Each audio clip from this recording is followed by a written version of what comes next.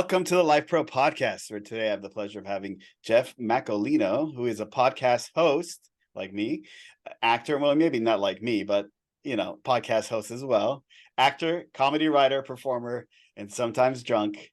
And today's topic is the power of laughter, which, who doesn't love to laugh, right? Who doesn't feel good after they laugh? And so we're gonna deep dive into that. But before we get started, how are you today, Jeff? I'm doing well. This is only my first drink right now, so I'll be doing better by the time we finish. I guarantee it. Can't wait to see where this takes us. So speaking of journeys, why don't you start out? Tell us a little bit more about yourself, your journey in life, and kind of what led you to where you are now. Yeah, well, I guess I'll start it in college, frankly, because my last semester in college, I knocked up my my then girlfriend and future ex-wife. And, that kind of takes your life down a certain path. I had to get a job with insurance and all that stuff. I had to provide for my child. I got an insurance claims adjusting job, which is not as glamorous as it sounds. But it is a stable income.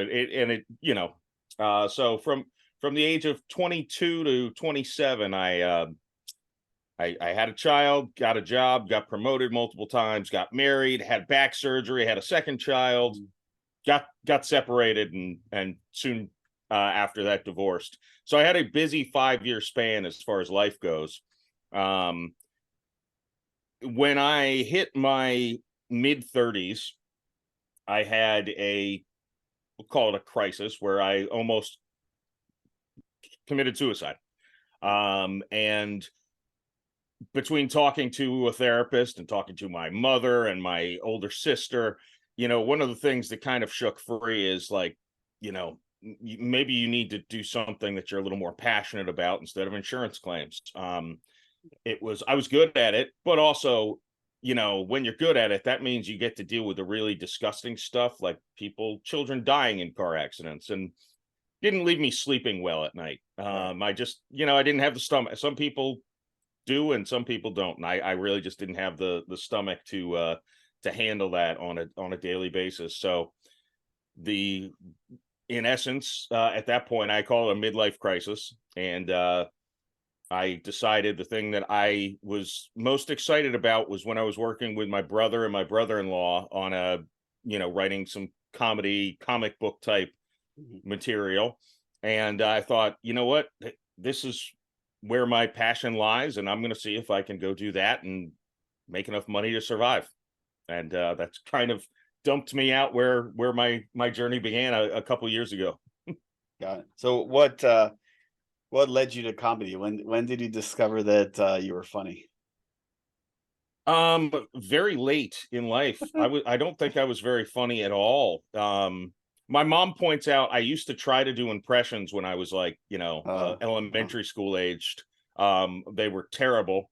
I also had to go to speech therapy in 3rd grade because I couldn't pronounce my R's correctly. Mm-hmm. So I was pretty shy and reserved really all the way through. I think, frankly, when I started drinking in college is probably when I started. And I'm not saying that's what everyone needs to do, but I started letting my guard down, and I'd let jokes fly that, you're not quite as embarrassed if you tell a joke that falls flat if you're drunk. Right. So, so have you done stand-up? Yes. Yeah. So when I got into writing, kind of in my beginning to journey, I reached out to a lot of comedians, and universally they all said, hey, the best way to get to be a funny writer is to write some stand-up. Go do stand-up. It'll help you find a voice. It'll help you find what's funny. They also said start a podcast. So the podcast, which is now, I say it's its own universe that I can't even control at this point, but that started really as like extra homework so I could write better. Right. So it's the one attitude I took when diving into that, and really those comedians who gave me that advice of trying stand up, try comedy writing, and then I you know what, let me give acting a try.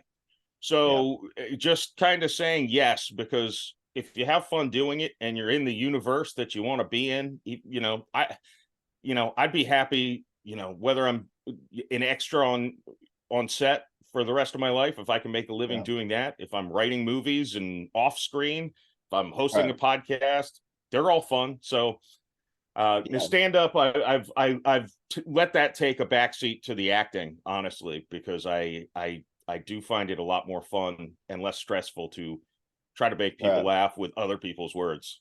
So you're in Florida, right? How Yes. does that work as far as being able to act? Because I'm in LA. I would think that maybe we should switch spots. It would probably be beneficial to me. It's something when my daughter's about to be 14 and my son's just turned 11. So, when they're in college, it might be a thing where I decide, it'll be a lot more lucrative if I live out in California or New York. But they do shoot a lot of mostly independent films in Florida. So, in a year of trying to act, I got 2 big roles in 2 feature films that will be out at some point. I don't know. That's outside of my control. But yeah, there are some gigs around. Yeah. So let's talk about our topic today, the power of laughter. What makes laughter so great in your mind?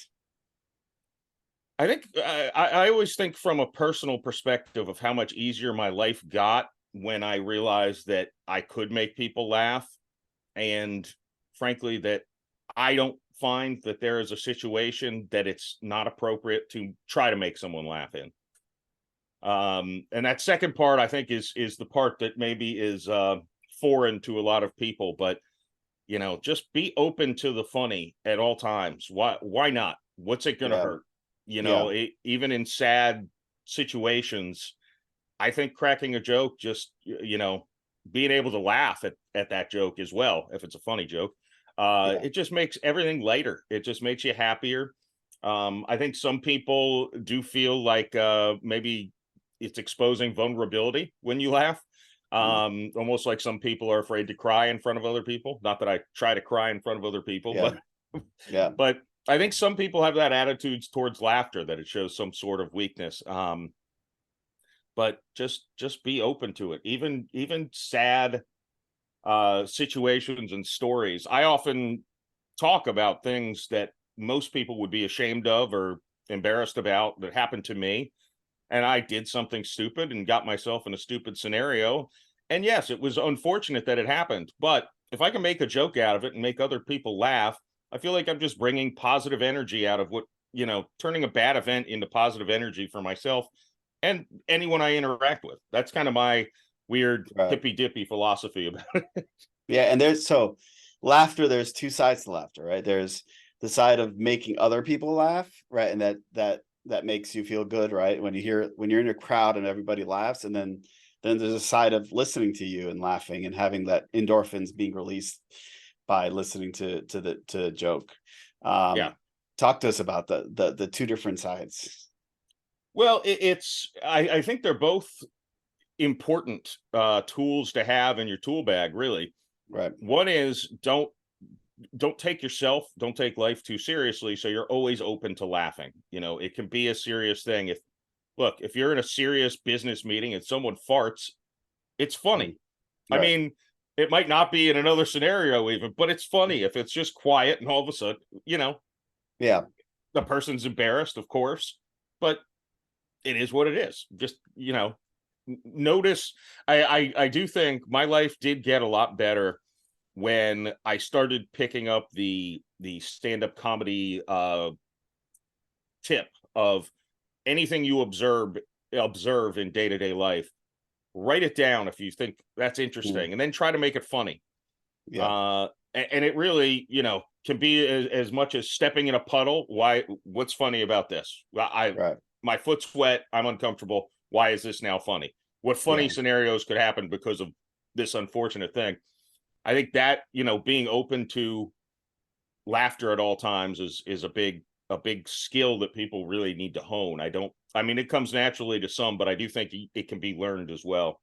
And then the making other people laugh, it's such a powerful tool in again, even not just stand-up comedy realm, Right. but I've been in the corporate world. I mean, if you can make a joke that makes people laugh, to start off a meeting, Right. you're that makes that meeting go from being awful to be funny, or more enjoyable for everyone in it and more productive, almost certainly. Yeah.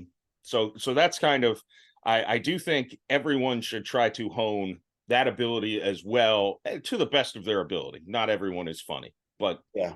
Absolutely. I mean, there's something about somebody that makes you laugh. Like you build that trust and you build that bond. And for whatever reason, you feel closer to that person and you gravitate, you want to spend more time with them because they make you laugh and they release those endorphins and make you feel good about yourself. So, yeah, that's why I think it's a great skill to have, to be able to not only make people laugh, but just to be able to laugh at like the stupid things in life that happen, right? Because a lot of times you know, we get down on ourselves when we make mistakes and when things happen to us or for us or whatever it is, um, and we just take it too seriously. And when it comes down to it, it all doesn't matter. We should just laugh it off and move on. right. Yeah, no, I agree. And I do think there is something about just having that positivity coming out of you where people are drawn to you. I think, It is. talking to some metaphysical people, I think there is something there about the energy you put out in the world, can make it Yeah, better. yeah. And I do think people are drawn to that. I think I don't think science can necessarily explain it, but I think there's something to that. So you talked about farting in public, and I can't help to think like when somebody falls in public, or like we watch America's Funniest Videos, which is like an hour of people just falling. Like, why? I mean, do you understand the psychology of that at all? Like, why is that funny? It's I, so funny, but why is that funny? I think generally it's, with me at least, it's the once I can tell they're not like seriously hurt. The Yeah, second that yeah, I, I don't know that there is. I think it's just I think when people put themselves in other people's shoes and something very uncomfortable happens to that person, right, it's easy to find it funny. So kind of like what I said earlier, I have stories that I tell my friends, I've told my parents, involving drugs or strippers or blackout right, drunk incidents, whatever. And my mom, of course, her reaction is, "Aren't you embarrassed of that?" And I'm like, "No, it's funny. It happened. I right, might as well right. make jokes out of it. Like it's what happened." But no, even thinking about it, I still remember one of my friends being drunk and running on the beach one night. Just you could Yeah, start seeing him start to stumble. And yeah, when he eventually went down, I don't know that me and my other friends watching that ever laughed so hard in our entire yeah, lives. yeah, It's, you know, falling in sand is especially good because then you've got not just have fallen, but you're covered yeah. head to toe. I think it comes down to all comedies like an element of surprise. Like you're kind of like that, Hmm. have that shock that you're not you hear something or you see something that you're not expecting, and that our instincts are to just to laugh about it. I Yeah, mean, it's very interesting. it's in stand-up comedy, it's the mislead where Right. you're telling something and everyone thinks they know where it's going and you completely go the opposite way with it. Yeah. Um, And a lot of comedy is about timing, right? Like, I mean, that it's the same thing. It's like having the right comedic rhythm where you're shocking the person at the right time. Yeah, well, it's good. I mean, I won't say any on here just in case. I don't want to offend anybody, but when you set up a joke where it sounds like you're going to say something racist or Right. misogynistic, Yeah. and you go completely the other way, now sometimes you turn people off with that premise. Like Right. once off the bat, oh, this is going to be something inappropriate. So Yeah.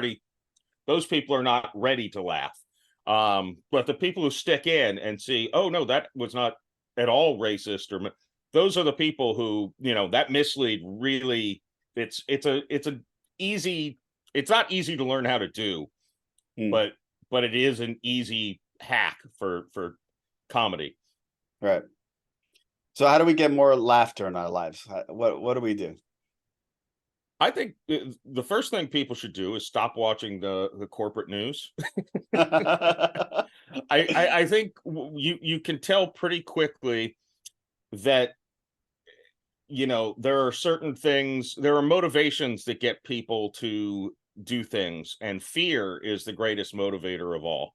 There was I don't remember which stand-up made the joke. You probably heard it, where he's like, the local news comes on and said, "Are you and your children being poisoned by this household item? Tune in at 11 and find out."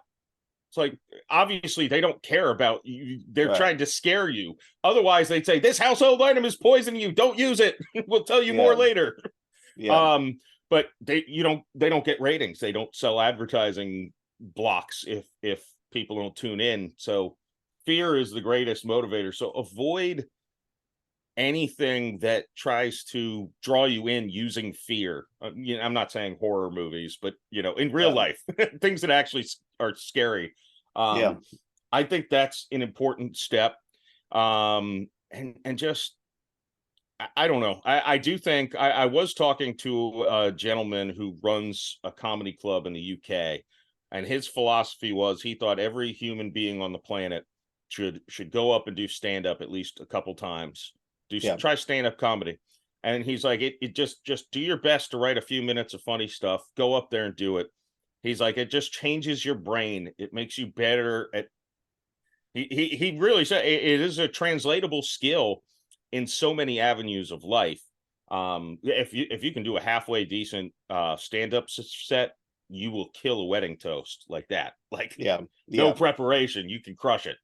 Running a meeting in the office, if you can handle the pressure of being on stage with lights blinding you and holding a microphone, people wanting you to make them laugh, a surprise joke in a meeting, that works. So I think just I do think avoiding the negativity, and I do think there are ways to train yourself to be more open to laughter. Yeah.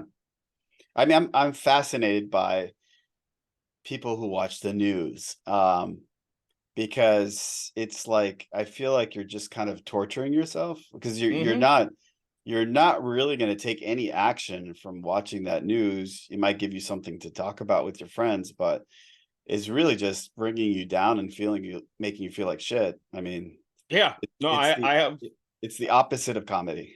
Yes, I have a friend, a dear friend, and he's all into the news, and he tells me all about the disaster that's going to fall on this country, and the economy's going to crash. We're going to be rioting in the streets, and I'm like, so what can you do about it? Right. Nothing. Okay, then why bog me down with your craziness? Like, if it happens, it happens. That's going to suck for all of us, but I can't stop it. I'm not that powerful, tied in of a person, so.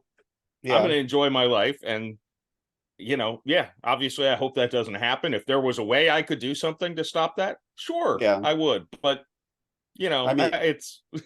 You could probably try to save money, but you should be saving money anyway. Sure. Yeah. And I live in Florida, so we get hurricanes all the time. I always have canned food and stuff. So. Yeah. It's like having to live in bomb shelter all your life because a hurricane's coming. It's like, there's a certain amount of news we need to really know. Outside of that, it's like, I don't really understand why we engulf ourselves in so much, and the world is kind of an interesting place right now. It's like, there isn't a lot of good out there. So it's like, I find a lot of people are just kind of commiserating, and that's all they're doing is just kind of bringing each other down. So reason why we need more laughter in our life. Well, and I tell everyone, turn off the TV, listen to podcasts. Like, that's, you can still get your news that way, but you can select, you have a million options. Although to be fair to a fellow podcaster, everyone says, oh, there's millions of podcasts. I actually talked to a marketing person who does a lot of business with podcasts. He said, there's probably between 20 to 30,000 active podcasts actually out there. Yeah. Because so few of those 3 million podcasts make it to episode 20. Like less than 1%, I believe. I have to agree. I think everybody a lot of people I know have podcasts. It feels like 3 million, but I've noticed, because I've had people ask me, like, what are some other podcasts that you've Yeah. been on, and I'm like, not many that still are going. Yeah. Like, Yeah. there is, and look, I think people should have fun and do what they want. So if they want to do 5 episodes of a podcast and decide it's not for them, good for you. Yeah. If you want to succeed, you got to show up and do the Yeah. work, you know? Yeah.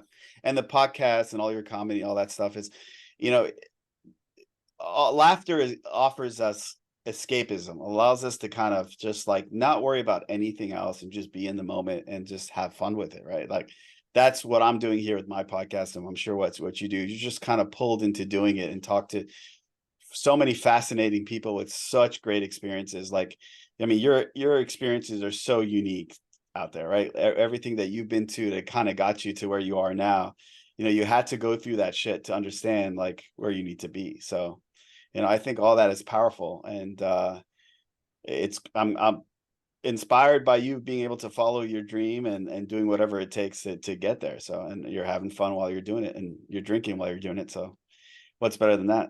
Yeah. That's what people get on me sometimes. Like, oh, but you don't have a real job. I'm like, just because I can drink and do my job doesn't mean it's not real. It just means I was smarter. Yeah, absolutely. So, what's your favorite podcast? Well, of course, I'm taking my own out of the equation, I suppose. Yeah. You and mine. I will shout out. Yes, of course, present company excluded. I'll shout out a podcast I always get a lot from. It's called Timeless Spirituality, hosted by a buddy of mine in California. I actually met him through my podcast, though. Daniel, the past life regressionist, which I think that tells you what he does for a living. Yeah.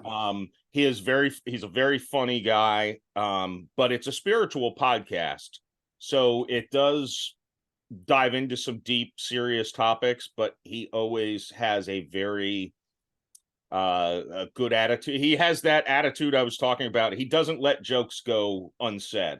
If there's a moment to be funny, he'll pop in and make it funny. Yeah. And so that's one where I'm like, I feel like I learned some things, I get exposed to new ideas, but also I do get some laughs. So I love that mixture. But Yeah. no, I have so many podcasts that on my feed that it's crazy. Yeah, I mean, there's a world of content out there, and when we live in an interesting and a great time when it comes to content, right? Like as far as streaming content and you know on TV and movies. Well, maybe not so much movies, but TV and podcasts, and you know, consuming content can be a full-time job. Yeah, it is amazing when you think about, I mean, there are actors who are making millions of dollars on Apple TV shows. Yeah, I've never been an Apple TV subscriber, so I don't even know who they are. I right, wouldn't. I've seen some in commercials, and I'm right. like, I don't know who that is. You know, but that just speaks to one part of that is it's encouraging to me Yeah, because I can do what I love. I don't need to be a movie star. right. I don't need to be world famous. I don't need to have the #1 podcast.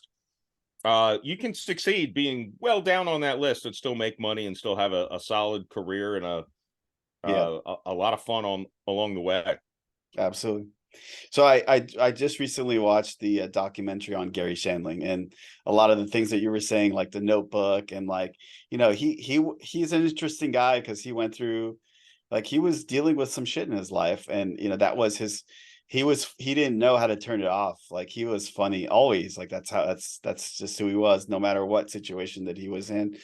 Were there any comedians or you know comic work that inspired you through the years, or somebody that you kind of look up to? Yeah, I always think of two guys with that. One is Doug Stanhope, he's very dark. When I first started listening to stand up, like as an actual fan, I was probably in my 20s already. Mm, Because before then, every stand up I'd been exposed to was kind of that character, you know, the mm. Jeff Foxworthy, Larry the Cable Guy, that kind of, Yeah. you know, character comedian.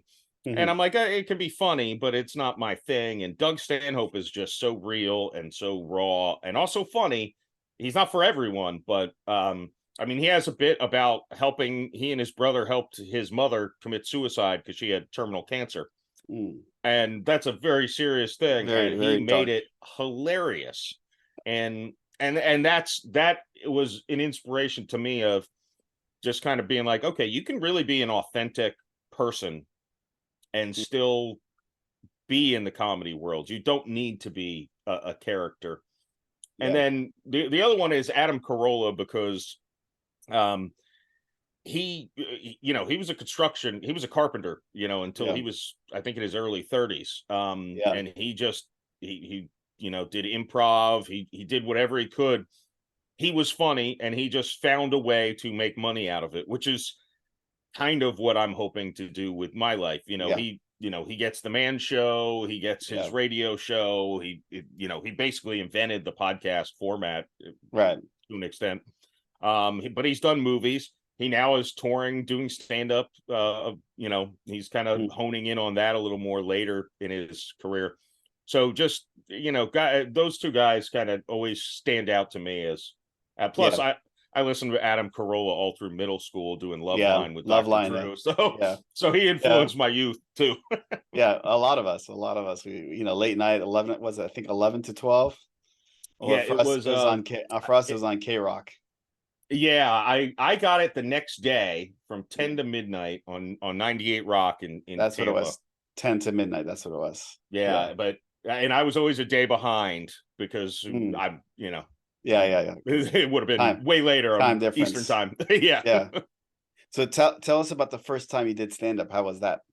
First time you got on stage? Oh, it was horrible. The first time I did stand-up at a legitimate comedy club, I told a couple of people I was doing it. And so now an open mic night, for those who don't know, is generally the audience is almost all comedians. So they are usually sitting there writing their set or on their phone, looking through their notes, whatever. They're not really paying attention unless you get a really good zinger in. Yeah.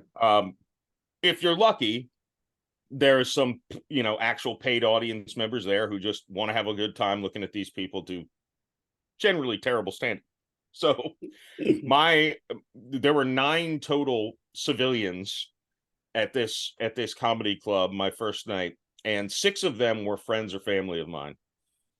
And I had decided, because I had written an email to Nate Bargatze that he read on his podcast and said, "Oh, Jeff, if you're a comedian, this would be a great stand-up bit." It was about a doctor visit. The problem with an open mic, you have 5 minutes, and telling a story in 5 minutes can be tricky if it's kind of a in depth.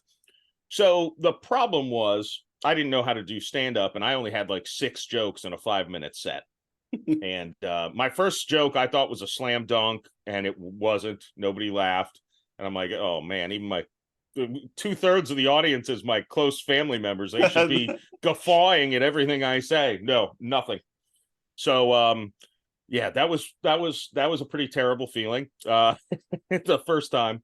But I will say this: the second time I went up with more material that I had wanted to do. And for some reason there were 50 people in the audience, and I mean that was basically capacity for the room. And I think I was the second one to go up, maybe the third. And listening back, it's not a very good technically sound set, but it had funny enough premises.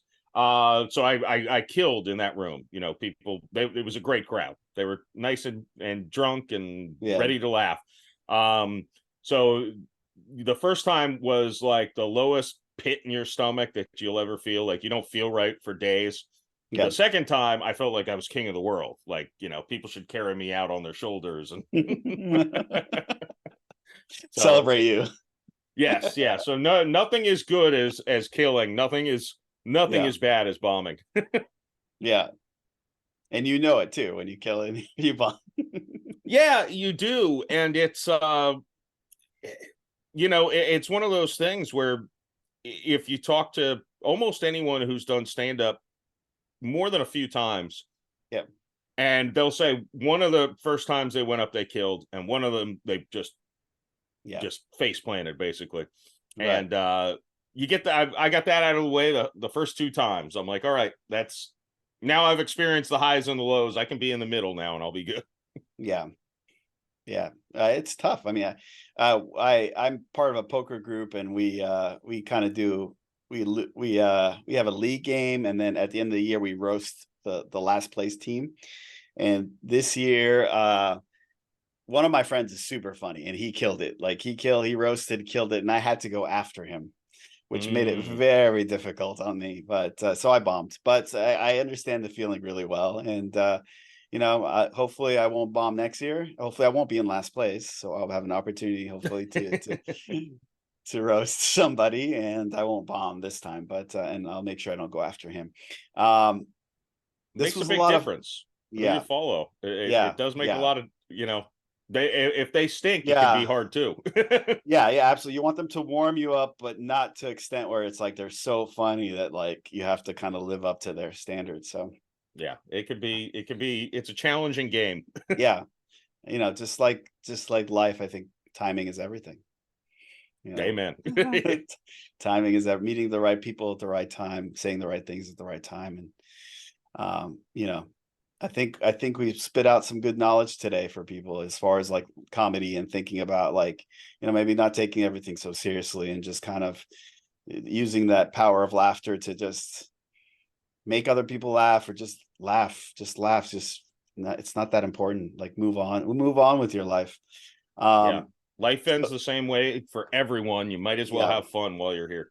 yeah, and it goes, the older we get, the faster it seems to go. So, carpe diem, enjoy every day to its maximum. Do whatever inspires you, do whatever kind of makes you, kind of pulls you into it, just like you did with your career. So I think that says a lot about you, and all of us can learn something from that. The LifePro podcast, the concept is everything life comes with a manual except for life itself. So I ask all my guests the same 3 questions. First one for you is, what is one thing that you want to teach the world? Does not have to be related to the topic.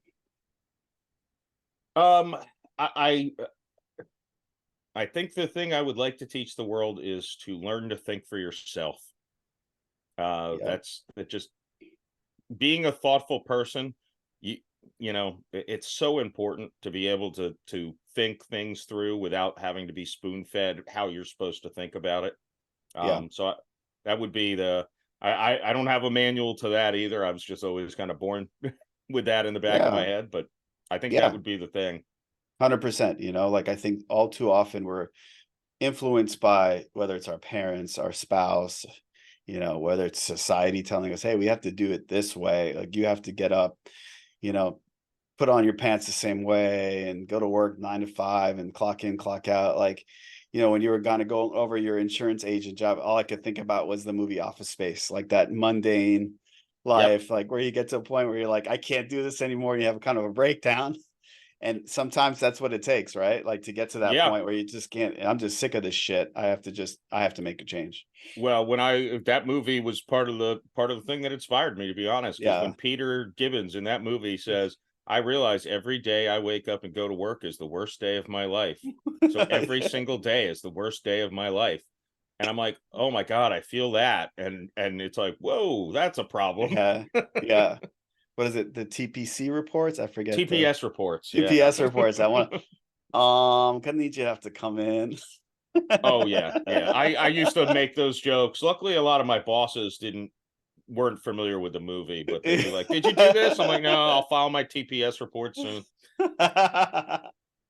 What's your favorite comedy movie of all time?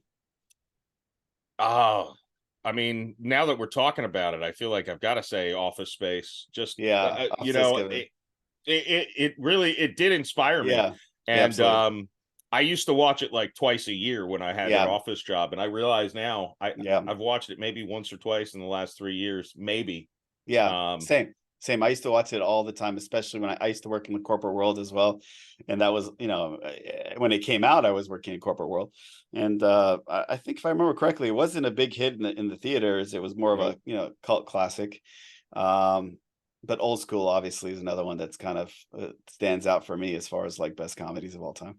Yeah, I do love Old School, and Tropic Thunder is Uh, one that yeah, I appreciate the hell out of that one. yeah. I mean, yeah, movies that make us laugh. It's same. It's the same power. Lets us kind of escape from reality and just kind of enjoy our spells. Um, are there any books that inspired you or kind of changed the trajectory of your life? Yes, and I meant to bring it up here with me, but I left it downstairs. So I'll tell you, it's the Cafe on the Edge of. It's a long title. You may have heard this, but I think it's Cafe on the Edge of the World. I'm gonna pull this up right here. I meant to bring it upstairs so I didn't forget. No, Yeah, you're good. John Strelecki, the Cafe on the Edge of the World. My friend Jenny, when I kind of was going through my midlife crisis thing and saying I'm gonna try to forge a career in this. Like I don't know Mm, what. right. Like I don't have a set path, but I know it's this direction, and whatever branches that come, I'll navigate them and figure out a way to make a living. And she told me to read this book. It's a tiny little book, The Cafe on the Edge of the World. Mm, And yeah, it hit home because it was really a much better written idea as to what I had in my head.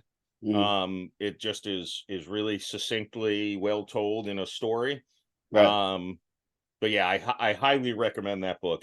And again, it's like 80 pages or something, Yeah. so it's my Those. style of reading. Yeah, I was gonna say tiny little books are my specialty. Hmm. If I see 1,000 pages, I'm out. I'm out. I can't do it. I mean, just can't. Like I don't know. I don't have the patience.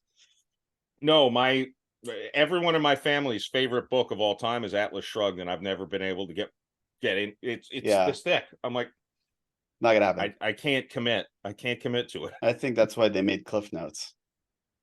Yeah, yeah. Yeah, and movies. They're And never as movies. good as the book, sure, but Yeah, yeah, I get the yeah. gist. Right. Have you thought about writing a book yourself? Um, I hadn't until somewhat recently when a buddy of Mm, mine, I have so many half-baked screenplays that I have, yeah, yeah, and one of my buddies said, "You know what? Some of the big budget ones that, gonna, cost millions of dollars, you'd have to sell to a big studio. Why don't you just make it into a book, try to sell it that way, and then see if yeah. it gets enough fan following that someone wants to make it into a movie?" Right. So I'm considering it. My brother's finishing up his third novel, so I'm sure I can ask him for tips if I need to transfer any of these screenplays into novel format. Yeah, yeah. Well, based on what you said, I suggest one big thing, a book that's basically about concentrating on one big thing at a time. Yes, that is a problem I have. It's the plus and minus of not saying no to things. There are pluses and minuses to it. Right. Yeah. Because it can open up avenues you didn't think were possible. Right. But also, sometimes you're like, I wish I didn't waste all that time in that thing that Yeah. I maybe cost me money. Yeah, I'm the same way. For the past year, I was kind of like, doing 15 things at once, and nothing was moving forward. So this next 12 months of my life is about kind of scaling back and maybe slowing down and just concentrating on one thing and then moving on to the other. So, Yes. I'm telling you to do that, but I'm as much of a victim as you are. So Yeah. it's I'm hoping to do that next year. I am hoping to yeah, fund and produce and shoot a movie there you uh go. here locally.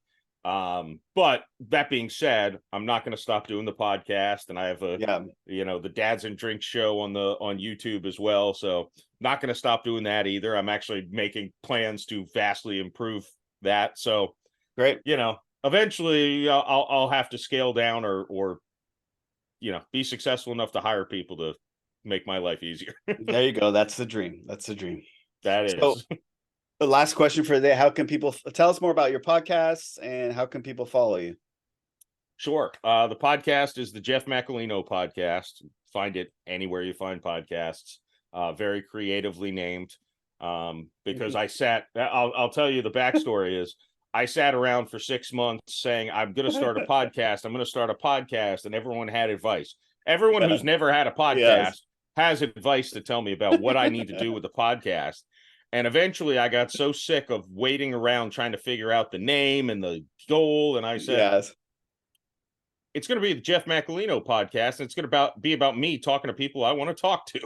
Right. And that's basically what it is. And I tell people, it's lighthearted. I talk about some serious stuff, some not serious stuff. I have comedians on. I've had a flat earther on. I've had a Bigfoot hunter on. There's an episode for anyone is what I like to say. And generally I have a few drinks and enjoy myself, and sometimes make jokes that the guest either doesn't get or laugh at, but it's part of it. It's part of it. Yeah. So, but yeah, you can find me on YouTube. I'm trying to beef up the YouTube channel now. I do a thing called Drunk Jeff Eats on there, where I review new fast food items while intoxicated. And I have the Dads and Drink show on there as well.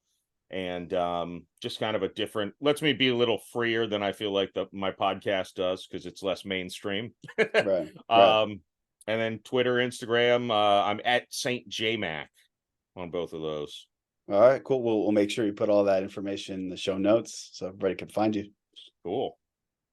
Jeff, this was so much fun. Thank you for making me laugh, making me feel good. I learned a lot today. Hope you enjoyed it as well.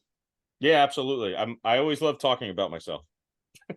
And we love listening to you, so it all works out great. Jeff, take care of yourself. I want to remind everybody, like, follow, and share. Help us spread the word. Take care, Jeff. Thanks for having me. Cheers.